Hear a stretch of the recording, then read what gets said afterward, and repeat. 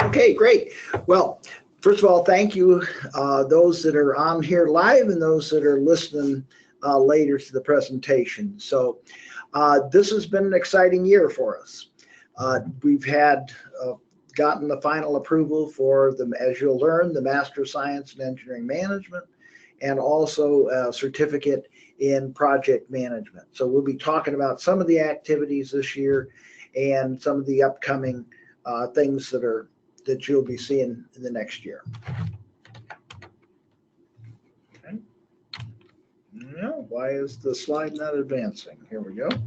Okay, so just generally my overall guidance here is people first, right? We focus on the students, our faculty and staff. And we've got, as you'll see, a wide variety of students. We've got well over 70 faculty and then over 10 staff. We work very closely with partnerships, especially the global campus, graduate school, finance, and a variety of organizations, and of course all the leaders at the sites that we have, that we work with. And then finally, continuous improvement. And we focus on the data. And so we continue to look at that. And we try to practice what we teach about continuous improvement, providing value added, etc. Okay, what's changed? We've had tuition increases of 5% per year for the last 3 years in our program, including the coming year. That certainly had some impact on our enrollments. We've had online students have increased. They were rising before I took over, and they've continued to increase, and you'll see we're up to close to 86% online. Over the last few months, we've been asked to have non-OMGT Fayetteville degree-seeking students. In other words, they're here at the University of Arkansas, Fayetteville. They're not taking the live classes. So if they can take the classes, but they have to take them online. So that has been another change that we've had. Internally, we have things we've done. We've had new faculty. Carrie Beam has joined us as a clinical assistant professor. That's the first one we've had in the program. And we did a search, and she was the one selected for that. As I mentioned at the beginning, the engineering management program and project management certificate were approved, for both starting in the fall, and I'll tell you about the new courses we're developing for the engineering management program. The project management certificate didn't require new courses. We've increased marketing. I'll talk about where we're focusing our marketing, more online. We've had a variety of new and revised courses. Of course, we have a continuous improvement plan to continually upgrade and improve our courses. And we were very happy with the new comprehensives format, and I'll provide you some data on that. And then due to the decreasing enrollments at the Air Force Base at Little Rock, we're working with the business school to look at a new location at Little Rock, but nothing's finalized on that, which could be an additional location or a replacement location. Okay, enrollment. We continue to be the largest graduate program. We've had over 4,800, approaching 5,000 MSOM grads. We had 193 degrees awarded last calendar year. And this past academic degree, we have over 800 students, over 3,100 course enrollments, and then, as I mentioned, 86% of them are online.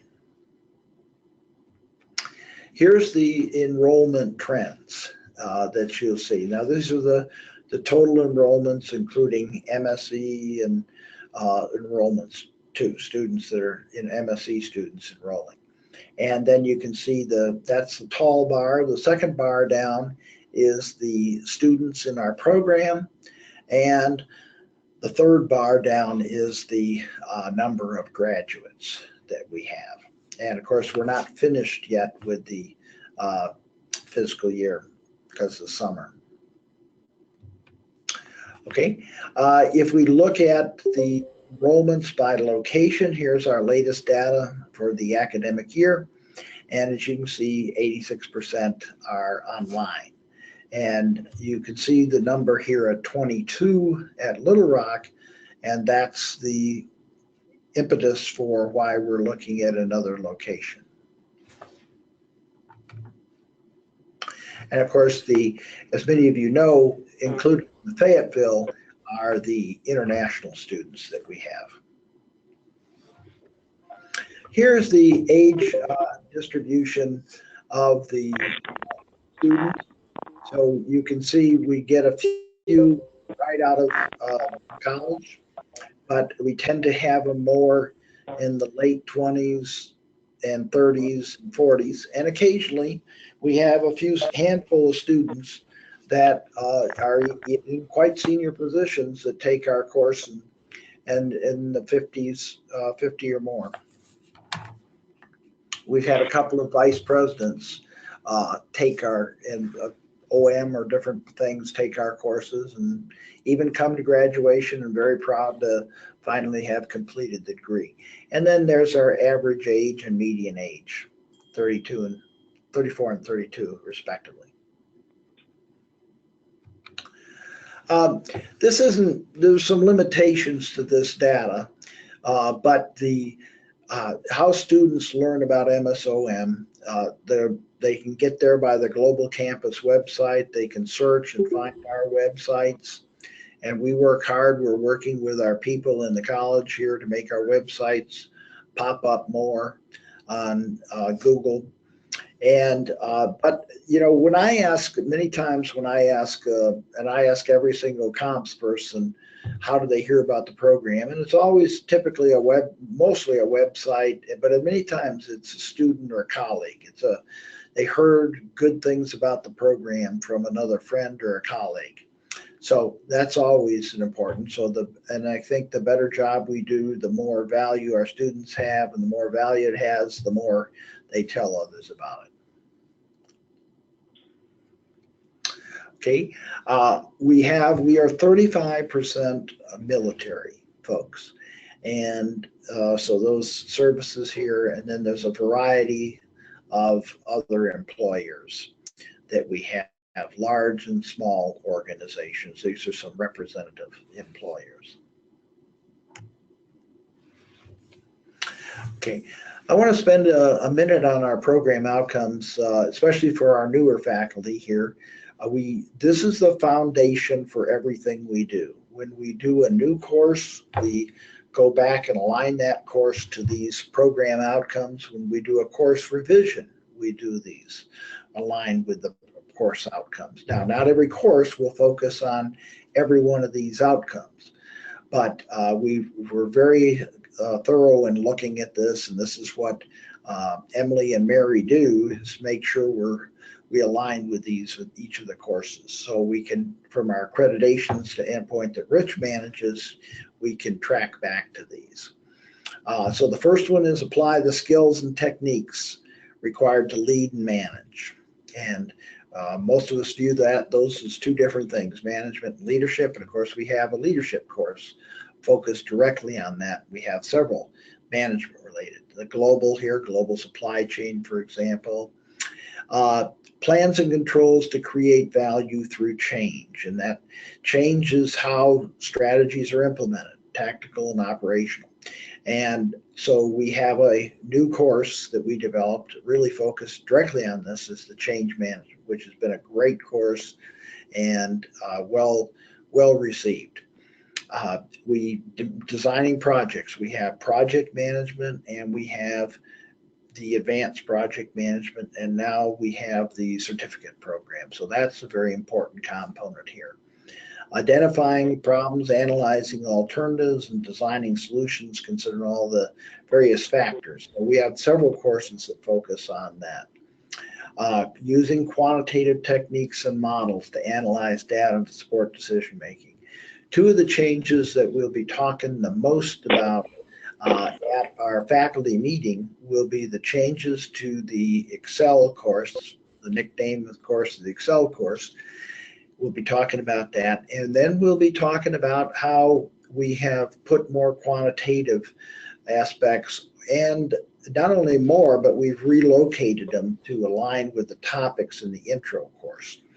And one of the things we're going to be asking the faculty to do is, after they see these changes we've made, to ask how will this impact your courses? And maybe some, like leadership, maybe none impact, but maybe others, there could be an impact that you can take advantage of the fact the students have more quantitative knowledge, possibly than past. And then we have to consider all the other aspects, the legal, regulatory, professional, ethical. Ethics is another critical component of this. And then the emphasis on writing and presenting to stakeholders and senior management. And here, the unique aspect, we've been doing this before, probably since the beginning of the program, but the thing we want to focus on is our people, when they finish our program, that they are uniquely able to talk about the concepts of OM in a coherent, clear, and concise way that senior stakeholders and decision makers will understand. And I believe that sets them aside from their peers and will help them move into more senior positions. Okay, some of the quality activities that we focus on. Number one is improving the course objectives. Emily has developed a plan which has been presented to the faculty, and many of you are involved in it, where we systematically go through the courses and take a few a year. Of course, we started with the core courses, and then we do the high enrollments, and then we'll gradually get through the other courses. And where we refine, make sure the course objectives are good, and then we, of course, align them with the overall outcomes. So the redesigning ones, as you can see, we've got a busy 2017 for courses being redesigned. The law and ethics intro, Excel course, and then the lean course. And one of the changes we've made in the lean course, we're going to call it Lean Six Sigma, drop the production emphasis, because Lean Six Sigma is applied in a lot of areas, and we found from talking to our site coordinators that some students don't take it because they think it's only on production. So we want to emphasize that. And so Carrie and Amy are working on that new course, and you'll be hearing about most of these at the faculty meeting, the details of it. And for those that are not there, you are welcome to. Emily can set you up with access to any of the shelves for these courses. The instructor mentor program is part of what we do, especially with our brand new faculty, especially if they have not had access to or used Blackboard in the past. Rich does the instructor evaluations. One of the exciting programs that we've done this past year, and Mindy has led this effort, is the Faculty Lunch and Learn. And it has a lot of purposes. First of all, it highlights our faculty. It's a way that people can learn new concepts that could be incorporated in the course. It's also a marketing tool. So it's got a lot of opportunities. I want to thank those of you that have presented in it. They've been great. I've attended every one of them or listened to them after the fact if I couldn't attend it, if I was on an airplane or something. And I'm looking forward to doing the first one in the fall. And I'll be talking about decision traps and cognitive biases. So it's a topic that Terry Bresnick and I teach in our decision models course, but it's a topic that's broadly applicable to all of us as we process information. And there'll be a test in mine. So mine will be unique, that there'll be a test in it. So that'll be fun. You'll enjoy doing that. The second thing is the comprehensive exam. So we've had failure rates we started with a failure rate of 7% and 5% the next year. We tried a lot of different things to try to put more emphasis. My experience, most of the failure rate was caused by students, sometimes surprisingly smart students. Rich and I have a favorite particular student that probably didn't open a book, and it was the first time he'd ever failed anything in his life. And it was a wake-up call for him, and he passed with flying colors the next time because he put the emphasis on it. So we developed a new comprehensive exam format, and that requires them to do a 10-minute presentation on that they have to tell just briefly a little bit about themselves, but they've got to go through the course outcomes and talk about what they've learned and how they've applied that. And the best presentations, we've had some outstanding presentations. The best presentations have been ones where they take the course outcomes and they talk about how they've used that in the last couple of years in their work environment. And some of the people can't quite reach that level, maybe because they're not working in an ops management area or they're a full-time student. And so those talk about the courses and how they've internalized that. And I think part of it is just the fact that we make them go through all the courses and materials and think about it, but they come back, they're much better prepared. And some of them have been so outstanding, we just have to ask a few questions and follow-ups in a couple of areas. So we have reduced the failure rate dramatically now, but some still fail. The other factor here is that they're much more engaged, and they're not as, they've had a chance to warm up. They know they've been prepared for it. So it's worked out quite well. Okay, at my request, we look at the GPAs that we give to our students. And unfortunately, we still have a few 4.0 courses that we have. And my concern here is that it could reflect, not everybody writes. If we have a writing course, not everybody writes A work.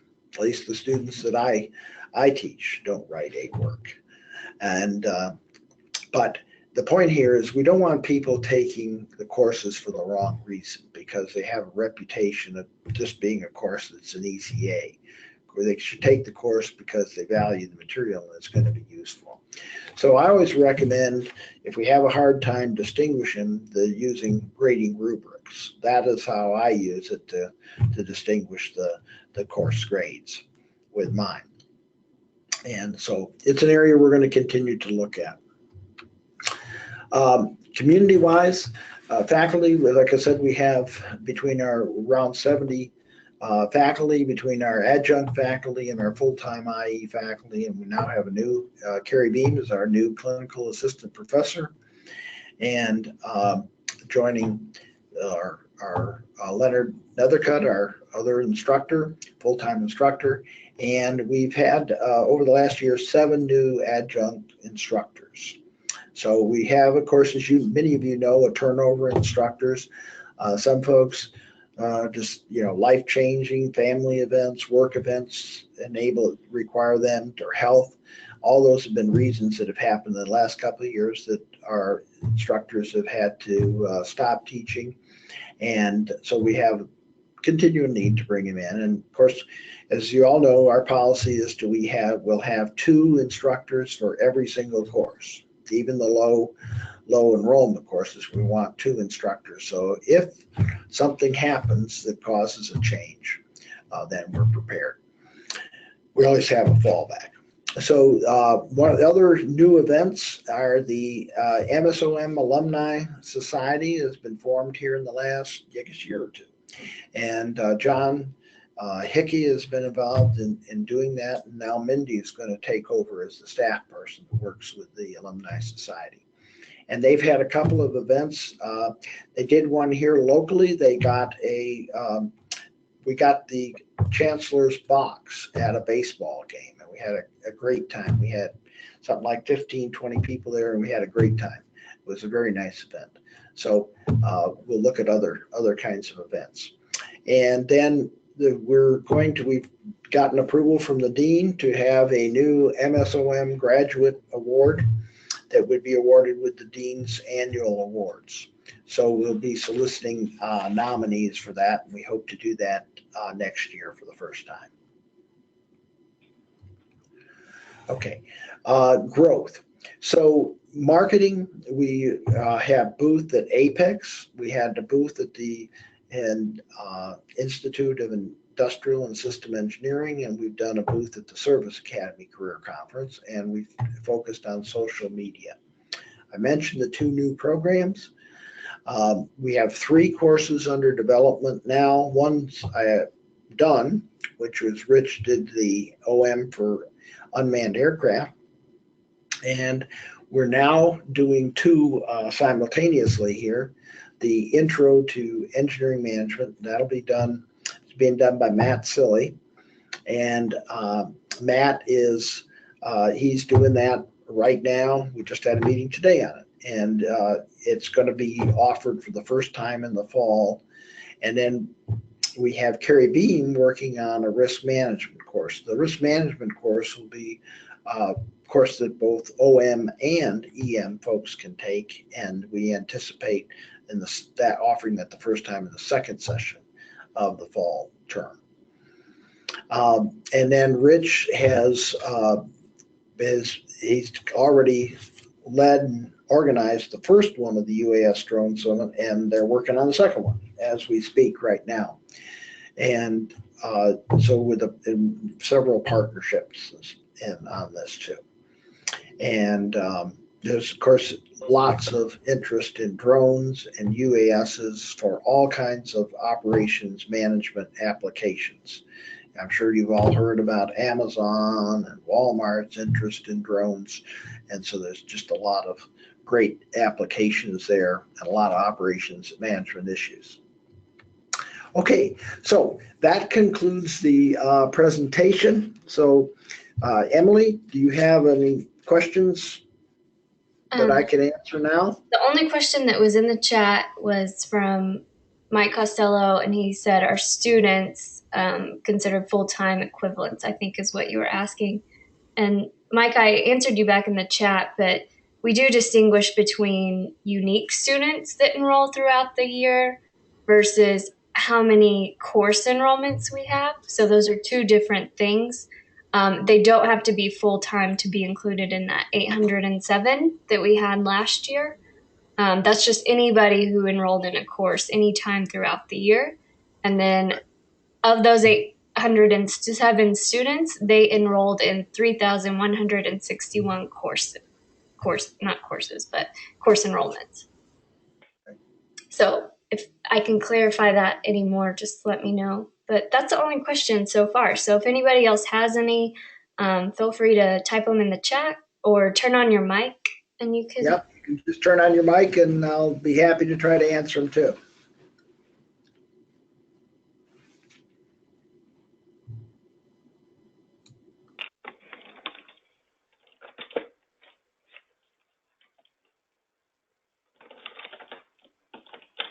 Okay. All right.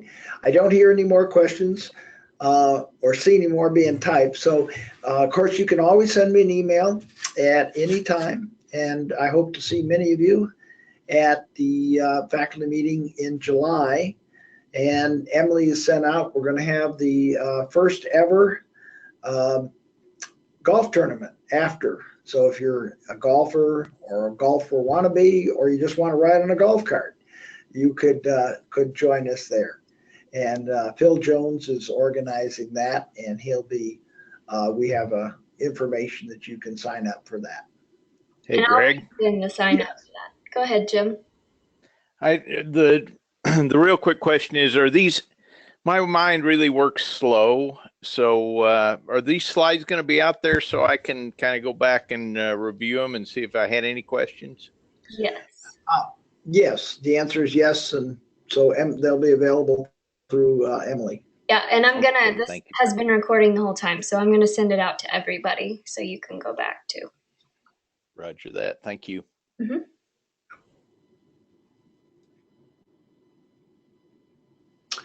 Okay, well, great. If there's no more questions, then I hope you have a great day and a great weekend, and we'll see you in July.